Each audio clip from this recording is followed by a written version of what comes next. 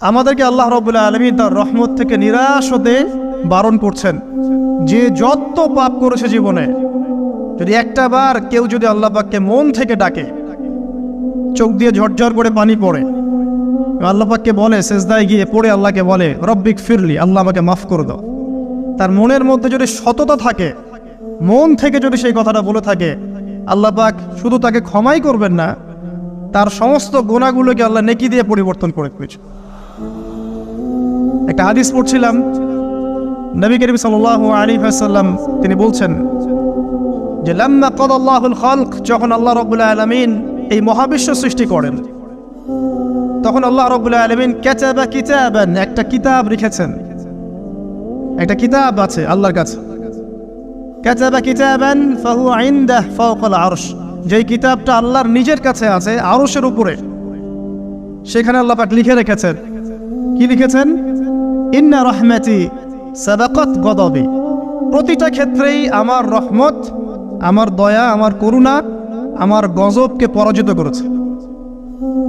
মানে আল্লাহ রাব্বুল আলামিনের গজব এর উপরে আল্লাহ পাকের রহমত অবস্থান করছে। জীবনের কোনো ক্ষেত্রে হতাশ হওয়ার কোনো সুযোগ নাই। আজকে পারিবারিক ভাঙন বলেন, ব্যক্তি পর্যায়ের আত্মিক ধ্বংসই বলেন, সমাজের বিপর্যয় বলেন, যাই বলেন, পিছনে একটা বড় কারণ আছে। সেটা হলো আল্লাহ থেকে দূরে থাকা মানুষ, আল্লাহ থেকে হতাশ হয়ে যাওয়া। আর এই কাজটা শয়তান করিয়েছে মানুষকে আল্লাহ থেকে দূরে সরানোর জন্য।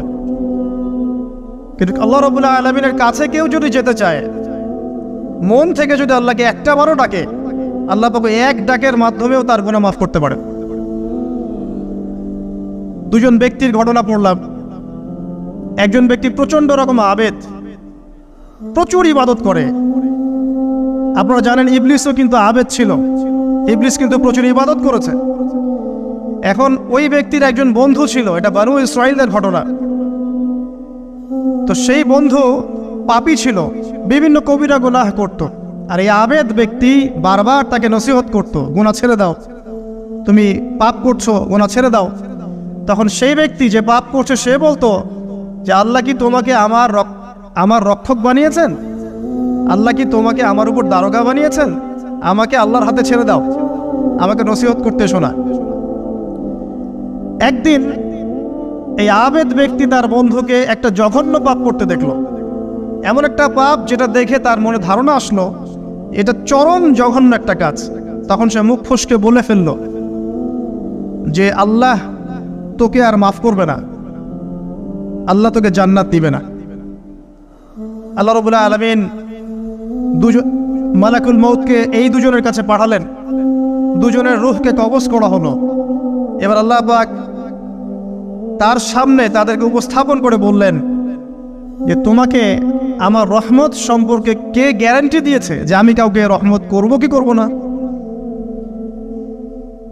যাও, আমি তোমাকে জাহান্নামে পাঠালাম, ওই ব্যক্তি যে আমার রহমত প্রত্যাশা করেছে আমি তাকে জান্নাত দিয়ে দিলাম। দেখুন, এই হাদিসটা শুনলে মনে হয় বাহ্যিক হয়তো বা মুখের একটা কথার কারণেই সে জাহান্নামে চলে গেল। আসলে বিষয়টা এমন নয়। বিষয়টা আমি আপনাকে বোঝাচ্ছি। বিষয়টা হচ্ছে ইবলিসের মতো। ইবলিস কিন্তু শুধু মন থেকেই বলেনি যে খলাকতানি মিন নার ওয়া খলাকতাহু মিন তিন, আমি কেন তাকে সিজদা করব আদমকে? আদম তো মাটির তৈরি আর আমি তো আগুনের তৈরি। এটা ইবলিসের শুধু মৌখিক স্টেটমেন্ট ছিল না, কারণ কি ছিল? আবা ওয়াস্তাকবার, সে উদ্ধত হয়েছিল, অহংকার প্রদর্শন করেছিল। ভিতর থেকে ইন্টারনালি সে অহংকারী ছিল, সে আন্ডার এস্টিমেট করে কথাটা বলেছে, শুধু মৌখিকভাবে বলে নাই। কিন্তু ঠিক এই ব্যক্তির ঘটনা এমনই, সে মন থেকে অহংকারী হয়ে উঠেছিল, যদিও বা সে আবেদ ছিল। এখানে আমরা যারা প্র্যাকটিসিং মুসলিম হওয়ার চেষ্টা করছি, আমাদের জন্য এখানে নিদর্শন আছে।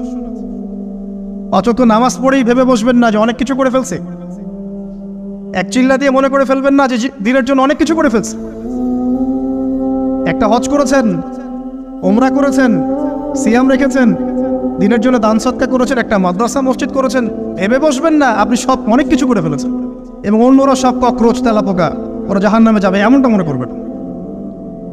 জানি না আমরা যে কার আমলের কতটুকু আল্লাহর কাছে কবুল হচ্ছে।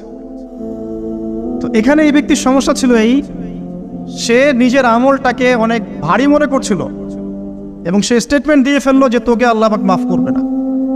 এই একটা কথা মন থেকে বলার কারণে তার ইহকাল পরকাল দুটা বরবাদ হয়ে গেল, সে জাহান্নামে চলে গেল। ঠিক আরেক ব্যক্তির ঘটনা আছে এমন, এগুলো সবগুলো রেফারেন্স আছে। এক ব্যক্তি প্রচুর ইবাদত করত, আল্লাহ পাক তার ইবাদত করার জন্যে পাহাড়ের চূড়ায় একটা সুন্দর ব্যবস্থাও করে দিয়েছিলেন। সেখানে ডালিম গাছ হতো, ঝর্ণা আসতো, খাবারের কোনো অভাব নাই।